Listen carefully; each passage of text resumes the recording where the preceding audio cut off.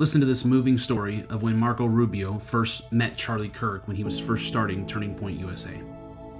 Maybe 10 or 12 years ago, a person I knew very well, had been very helpful to me in my campaigns when I was in the Senate, came to me and said she had met this very impressive young man, and he was going to start this group to go on college campuses and try to convince young Americans that ours is the greatest country in the history of the world and that Marxism was bad.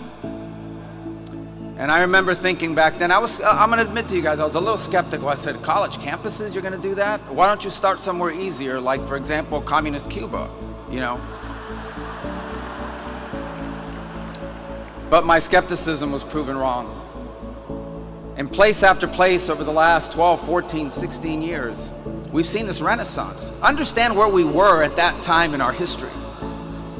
Understand where we are still today in many places, where young Americans are actively told that everything that they were taught, that all the foundations that made our society and our civilization so grand, they were all wrong, they were all evil, that marriage is oppressive, that children are a burden, that America is a source of evil, not of good in the world.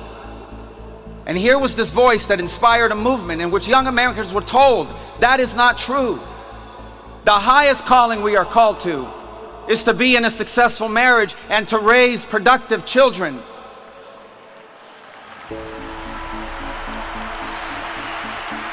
And a movement that taught them that ours was not a great country, but the greatest, most exceptional nation that has ever existed in the history of all of mankind. And that it's worth fighting for, it's worth defending, it's worth preserving, and it's worth passing on to the next generation.